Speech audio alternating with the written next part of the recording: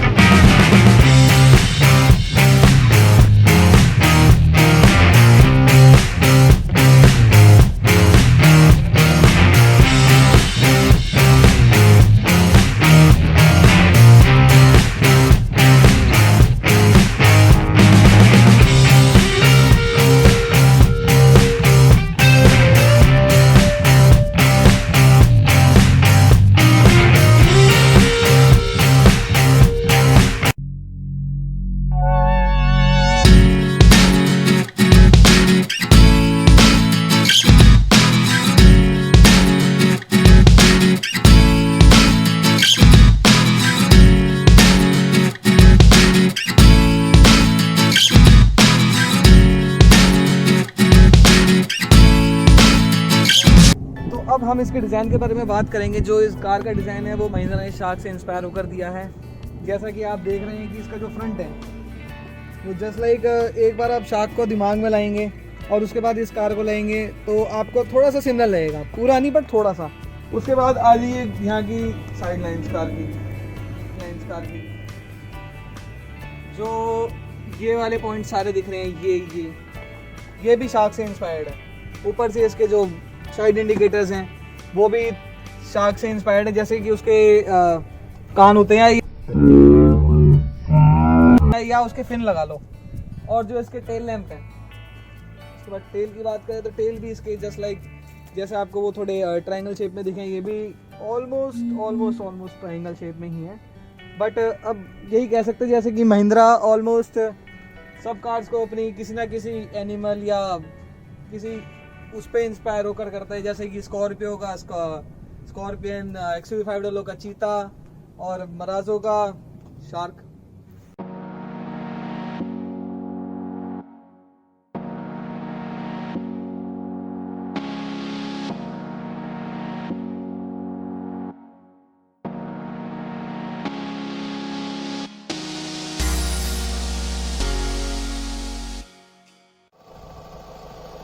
तो as you can see हमारी गाड़ी इस टाइम आइडल पोजीशन पे है। इस टाइम हमने सिर्फ गाड़ी स्टार्ट करी है और हम आपको इंजन की साउंड सुनाना चाहते हैं, जो काफ़ी फाइन आवाज़ है एक डीजल इंजन की। जैसे आप डीजल कार्स में देखेंगे तो उसमें काफ़ी ज़्यादा आवाज़ होती है, बट इसकी साउंड है वो काफ़ी कम है, क्योंकि ये महिंद्रा का फर्स्ट रिफाइंड इंजन है और ये फर्स्ट टाइम इंट्रोड्यूस करा है सिर्फ इसी कार में, महिंद्रा मराजो में।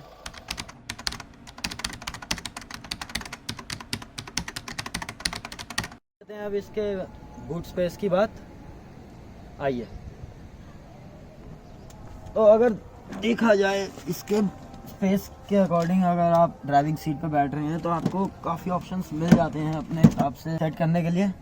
जो इसका स्टीयरिंग है आप उसको भी अपने अकॉर्डिंगली कर सकते हैं, पर ज़्यादा ऑप्शंस नहीं दिए गए हैं।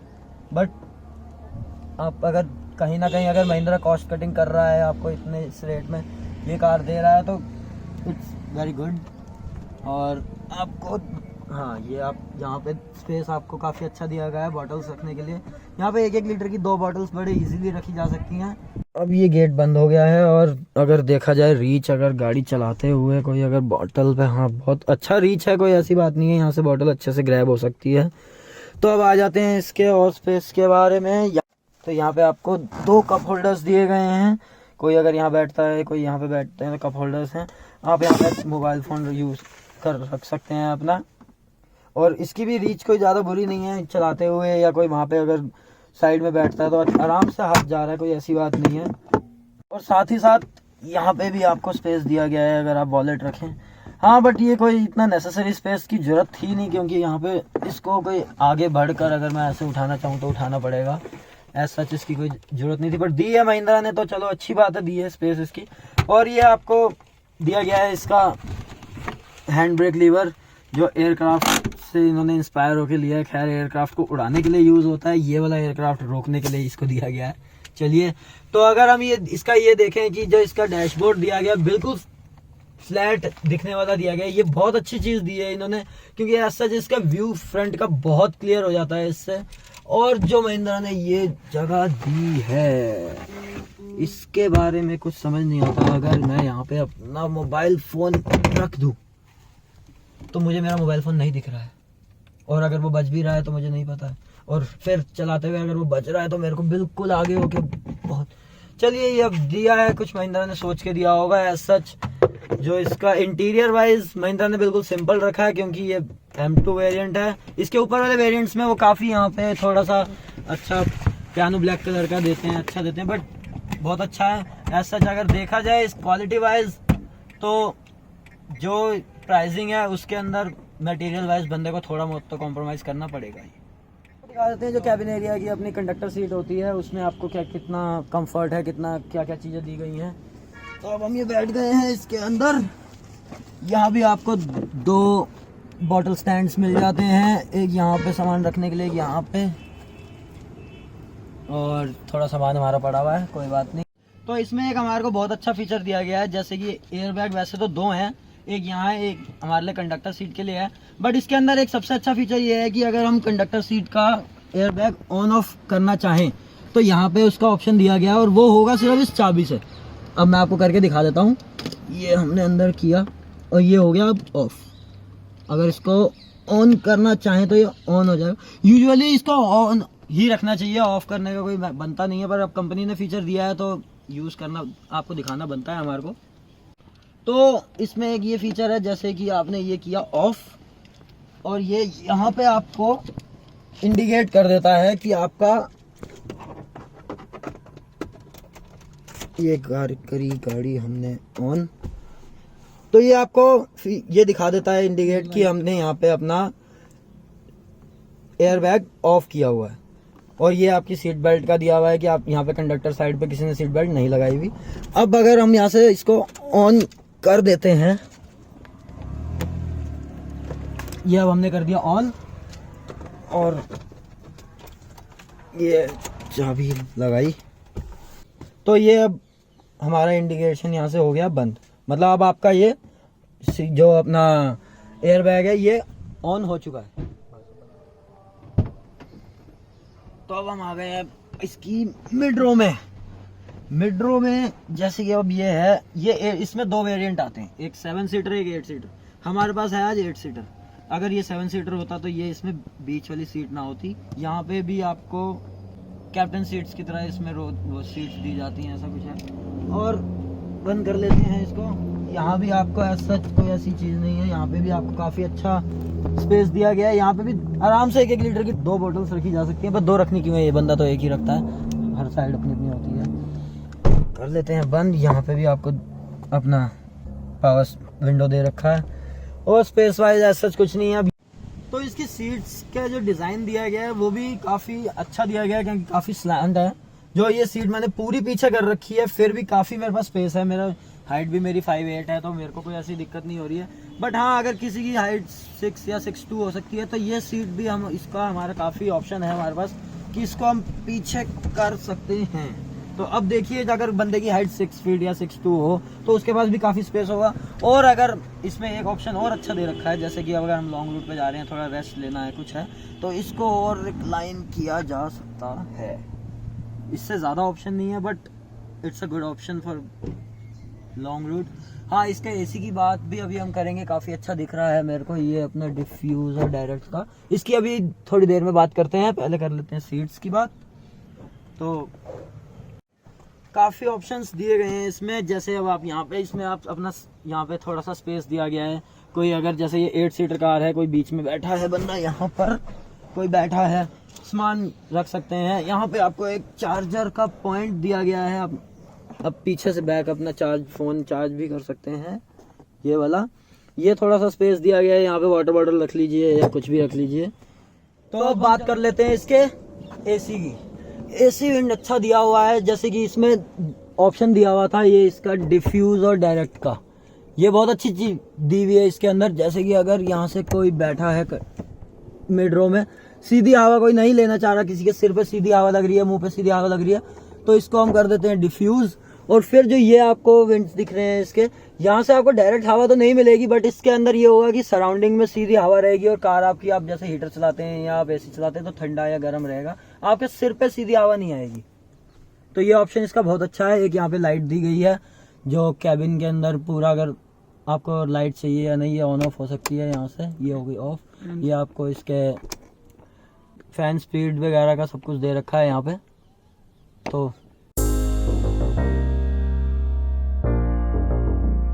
तो अब हम चलते हैं अपनी बैक रो में। तो चलिए बात करते हैं हम अब हमारी थर्ड रो की। तो जो थर्ड रो में जाने के लिए हमको ये वाली सीट है, इसको रिक्लाइन करना पड़ता है। और ये मेरे को बहुत सही लगा, ये वन टच है, एक बारी में सीधा ऊपर। वो थोड़ा आगे बाउंसी हो गया। तो अब इसमें एंटर करना इज नॉट मच हार्ड। इसमें हम आराम से बैठ सकते हैं। मतलब पिछली सीट्स काफ़ी कंफर्टेबल हैं और मेरी नीज वगैरह भी ढंग से इसमें लग रही है, कोई दिक्कत नहीं हो रही। मेरे को ऊपर भी काफ़ी स्पेस है, हालांकि मेरी हाइट इतनी लंबी तो है नहीं, बट फिर भी मेरे जितना बंदा तो आराम से बैठ सकता है। और इसमें मेरे जैसे पतले 3 बंदे बैठ सकते हैं। बट ये वाली सीट है, ये भी पूरी पीछे है, इसको थोड़ा आगे कर देंगे तो हमारे पास लेग स्पेस काफ़ी बच जाएगा। और थर्ड रो में हमको 2 कप होल्डर मिल जाते हैं और एक यहाँ पे न्यूज़पेपर रखने का होल्डर मिल जाता है। ये एक कप होल्डर है और ये पकड़ने के लिए हमको हैंडल मिल जाता है। और इस तरफ भी हमें एक और पकड़ने का हैंडल मिल जाता है। और ये रहा एक और कप होल्डर, और ये रहा हमारा न्यूज़पेपर का होल्डर। इसमें तो हमने सीट बेल्ट लगाई हुई थी। ये रहा न्यूज़पेपर होल्डर। तो बैक थर्ड रो में हमको इतना बताने के लिए कुछ है नहीं। और ट्रैवल कर रहे हैं तो लॉन्ग रूट के लिए तो बच्चे ही पीछे बैठ सकते हैं। हम बात करते हैं इसके लगेज स्पेस की। पीछे डिग्गी में स्पेस कितना है? जनरली लोग डिग्गी खोलने के लिए हाथ यहाँ मारते हैं, बट इसका एक नया इन्होंने फीचर दिया कि ये इसके अंदर है बटन। आपको यहाँ से थोड़ा जस्टिस नहीं हो पाएगा, कोई नहीं, मैं इसको यहाँ से खोलता हूँ। ये भी वन टच है, आराम से खुल गया। तो यहाँ हमारे पास सिर्फ 1-2 टैची और डफल बैग है, कोई भी नॉर्मल बैग कह दे, एक वो रख सकते हैं। और बस 2 टैची की जगह, ज़्यादा जगह है नहीं। तो टोटल गाड़ी में हमें 190 लीटर का बूट स्पेस मिलता है, जो कि सफिशिएंट है। और मेरे हिसाब से जो MUV रेंज है उसमें काफ़ी ज़्यादा, इनोवा से भी ज़्यादा है इन कंपैरिजन टू इनोवा। तो अब इसको बंद करने के लिए भी हमको एक यहाँ पे होल्डर दिया हुआ है, इसके साथ हम बंद कर सकते हैं। अब हम इसकी बात करते हैं स्टेपनी की, कि स्टेपनी कहाँ है। तो स्टेपनी इसकी है नीचे, और इसको खोलने के लिए हमको आपको दोबारा डिग्गी खोलनी पड़ेगी। इसके लिए इन्होंने यहाँ पर ये देखिए, ये लिखा हुआ है स्पेयर टायर। तो स्पेयर टायर के लिए हमको इसको खोलना पड़ेगा। नॉर्मल कॉइन से खुल जाएगा या स्क्रू ड्राइवर से भी खुल जाएगा, ये लूज होएगा। उसके बाद स्टेपनी हमारी नीचे से निकलेगी। ये स्टेपनी वो दिख रहा है आपको, वहाँ से स्टेपनी निकलेगी इसकी।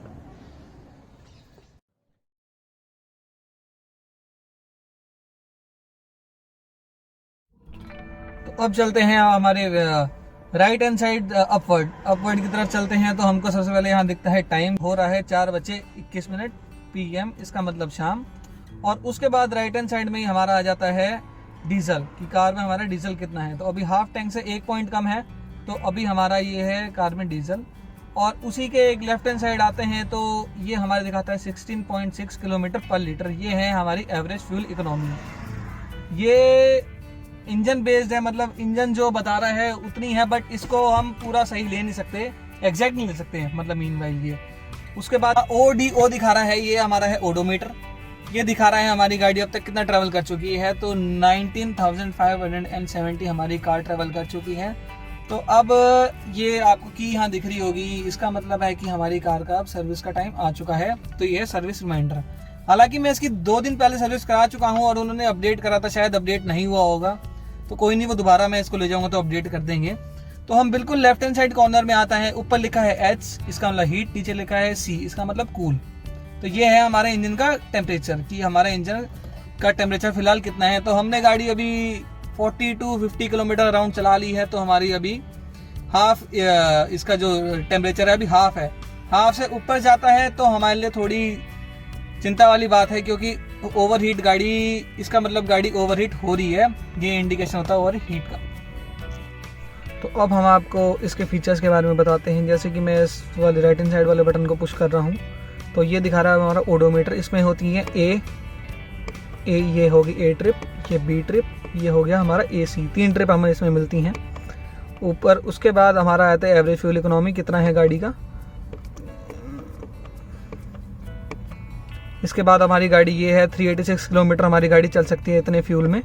और इन सब के बाद हमारा आता है टाइम, मतलब गाड़ी का टाइम क्या हो रहा है, क्या है, इससे हम ये सेट कर सकते हैं।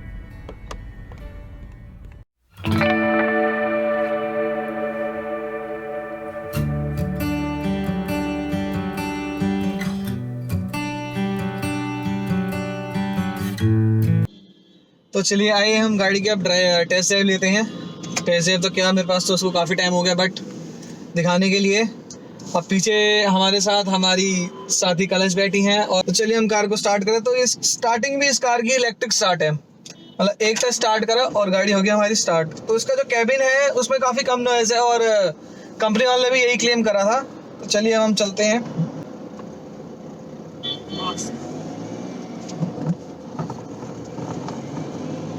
ओ, सीट बेल्ट लगाना भूल गए।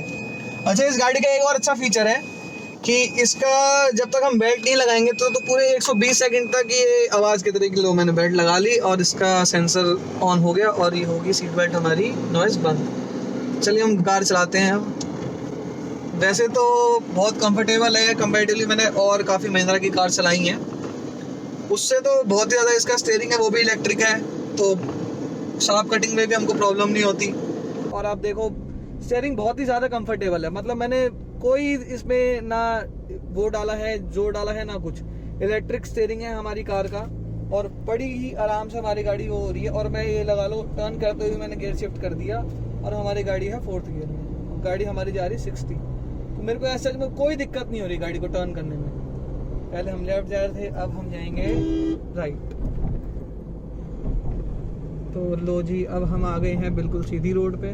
तो अब हमारी गाड़ी 60 प्लस जाते ही इसने दिखा दिया 5th गियर का इंडिकेशन। 60 प्लस गए, उससे ज़्यादा 70 गए तो अब आ गया इसका 6th गियर का इंडिकेशन। तो लो जी, अब हम गाड़ी को भगा रहे हैं। और जैसे ही अभी 100 क्रॉस गाड़ी करेगी, हमारा 100 क्रॉस नहीं कर पाई, उससे ही पहले ट्रैफिक थोड़ा स्लो हो गया। चलो कोई नहीं।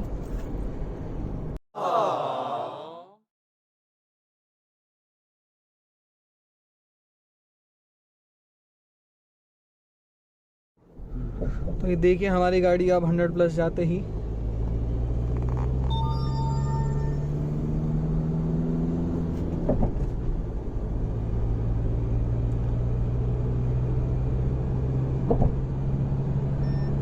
ये ओवर स्पीडिंग का इसका आ गया। ये मेरे को बहुत अच्छा फीचर लगा। अभी हमारी रोड पे इतना ट्रैफिक है तो मैं अगर जो उसको 120 पे भगाता हूँ तो एक सेंसर और इसका ऑन हो जाता है जो बीप देता है हल्की सी, जिससे कि हमें पता चलता है कि गाड़ी हमारी ओवर स्पीड ज़्यादा है। सेफ्टी मेजर इस गाड़ी का ये है कि 100 प्लस जाती ही ये आपको बता देती है कि आपकी कार 100 प्लस है और अपनी कार को स्लो कर लीजिए। हालांकि हमारी इंडिया की जो नॉर्मल हाईवेज हैं उनकी स्पीड 80 है, 100 तो ऑलमोस्ट किया, बट ये आपको साथ साथ आगाह करती रहती है। और दिल्ली में अगर जो आप कार चला रहे हैं तो आपको स्पीड लिमिट पता ही है, 60 प्लस जाते ही आपका चालान घर पे आ जाएगा। तो अब जैसे इस कार का व्यू देख रहे होंगे आप, विंड स्क्रीन का व्यू कितना बड़ा है, मेरे को मतलब 360 डिग्री मेरे को ऑलमोस्ट सब दिख रहा है। साइड मिरर्स भी काफ़ी बड़े हैं।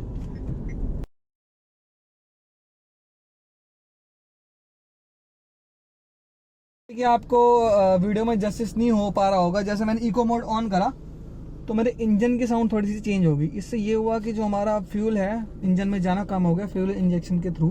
तो अब इको मोड में हमको देखो, अब हमको एफिशिएंसी भी ज़्यादा चाहिए कार की, मतलब एवरेज ज़्यादा चाहिए, तो हमको स्पीड से थोड़ा सेक्रीफाइस करना पड़ेगा। जैसे पिकअप है, मैं नॉर्मल चला रहा हूँ तो मेरे को लग रहा है कार पर थोड़ी दब के चल रही है। इको मोड में कार थोड़ी दब के चलती है, बट हमारी जो फ्यूल इकोनॉमी है वो अच्छी आती है। फर्स्ट और सेकंड गियर में थोड़ा सा आपको लगेगा कि कार का पिकअप आपका कम है, बट जैसे आप थर्ड गियर शिफ्ट करते हैं तो पिकअप अभी भी कमी है। फोर्थ गियर में देखते हैं, नहीं, फोर्थ गियर में आती गाड़ी का पिकअप अपने आप इंक्रीज हो गया। तो ये फर्स्ट सेकंड और थर्ड गियर तक ही हमारा थोड़ा पिकअप का थोड़ा रहता है इशू। उसके बाद हमारा इको मोड में फोर्थ गियर में हमारा पिकअप वही हो जाता है जैसे नॉर्मल मोड में होता है। तो अब आते हैं हम इस कार की प्राइसिंग की और इसके कंपैरिजन की, या कार ये ली जाए या नहीं ली जाए। तो इसका एक शोरूम प्राइस पड़ता है 11,25,000, जिसका ऑन रोड प्राइस दिल्ली में है 13,30,000। तो इसका प्राइस कंपैरेटिव टू इनोवा काफ़ी कम है। इनोवा का जो एक शोरूम प्राइस है वो base model he Innova Crysta 2.5 GX 7 seater price is 16,26,000 और ऑन रोड जाते जाते ये प्राइस आपका पड़ जाता है 19 लाख रुपए का। तो आप खुद ही लगा सकते हैं अंदाज़ा कि इसमें कितना डिफरेंस है इसके प्राइस में। हालांकि इसके प्राइस में डिफरेंस इसलिए है क्योंकि इनोवा का इंजन भी इससे जस्ट हम कह सकते हैं कि इसका 1.5 है और उसका 2.7 है। इंजन में काफ़ी डिफरेंस है, बट यही है कि वो भी 7 सीटर है, ये भी 7 सीटर है। तो इंजन का फ़र्क है तो जाहिर सी बात है कि आपको एवरेज का ही फ़र्क होएगा। तो अब ये आपके ऊपर है कि आपने ये कार लेनी है या नहीं। तो इसी के साथ हम आज की वीडियो ये ख़त्म करते हैं। हालांकि हमको एक दिन तो नहीं लगा इस वीडियो को शूट करने में, हमको 2 से 3 दिन लगे क्योंकि हमारी फर्स्ट व्लॉग है। तो धन्यवाद, इस वीडियो को एंड तक देखिएगा।